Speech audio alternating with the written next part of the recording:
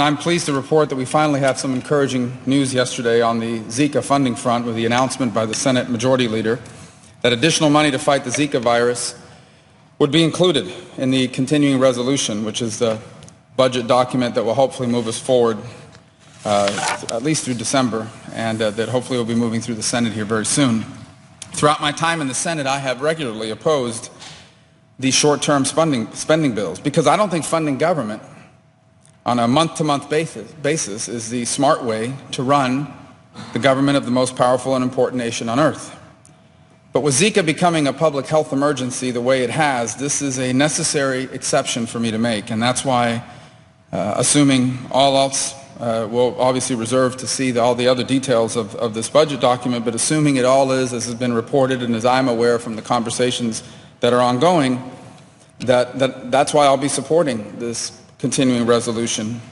It's worth making an exception for something like that when the Zika funding is in it. At this point, I just really believe that we need to get Zika funding approved and moving. We need to make sure that the fight against Zika doesn't run out of money before the end of this month. That's, for me, the most urgent priority.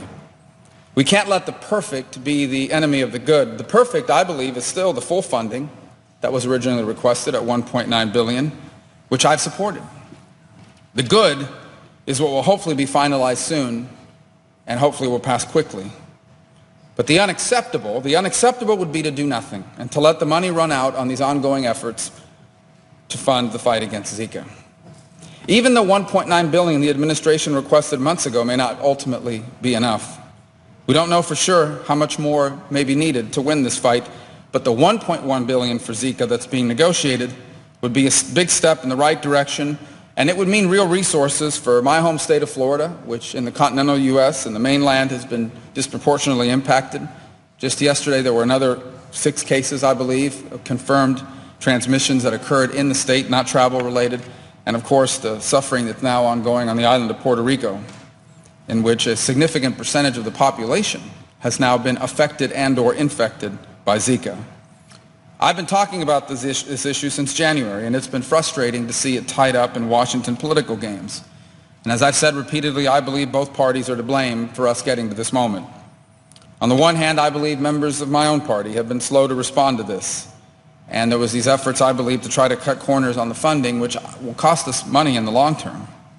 But on the other hand, you have Democrats here inventing excuses, just making it up, in order to oppose it, and they do so for purely political reasons. And you have an administration playing chicken with this issue by claiming that money would run out in August, only to discover that they had more money than could be redirected from other accounts. And now, thanks in part to the lack of action by Congress, by the administration, we have nearly 19,000 Americans who have been infected, including 800 in Florida and 16,000 on the island of Puerto Rico. We have 86 pregnant women in the state of Florida that have tested positive for the virus, which, as we know, carries the risk for heartbreaking birth defects. The Florida Department of Health announced, as I said earlier, it wasn't 6, it was 8 new non-travel related cases, bringing that total to 64. That basically means 8 new cases of people that got Zika somewhere in America, probably in Florida. And Zika has also had a devastating economic impact on Florida. The Miami Herald reported that Miami hotel bookings are down, that airfare to South Florida is falling. Business owners in affected areas report steep losses. Polls show many visitors would rather stay away. And as tourism takes a hit, well, so will the entire economy of the state of Florida, since tourism is one of our cornerstone industries.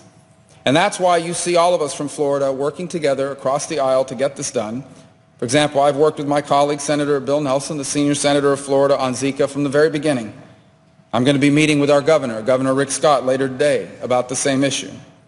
The bottom line is that at the national level, like the state level in Florida, there is no excuse for this issue to be tied up in politics any longer.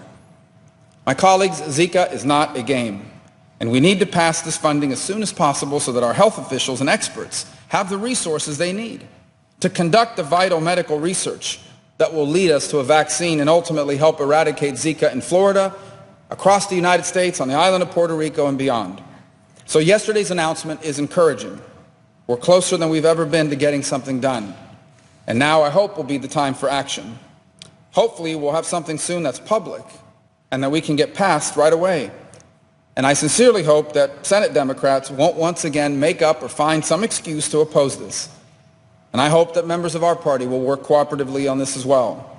And I hope ultimately that the House will also do the right thing so we can get this done and we can move forward on the research necessary for the vaccine, on the money needed to eradicate these mosquitoes, and ultimately on the treatments that people will so desperately need to deal with the issue of Zika once and for all.